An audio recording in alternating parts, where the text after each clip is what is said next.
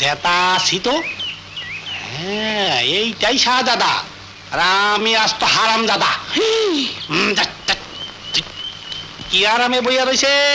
হায় হায় হায়, ওস্তাদ ওস্তাদ হইয়া গেছে, সর্বনাশ হইয়া গেছে। রাজকুমার তো মরে নাই।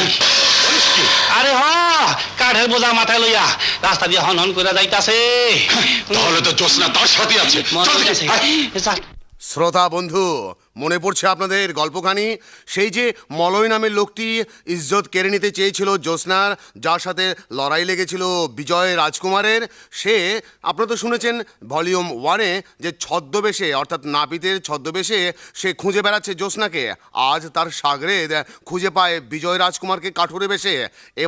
এবার তাই তো তারা একটা ষড়যন্ত্র রচনা করে, যে ষড়যন্ত্রে তারা ওই পরগনার জমিদারের ধন সম্পত্তি চুরি করে লুকিয়ে রাখে বিজয় আর জ্যোৎস্নার বাড়ি।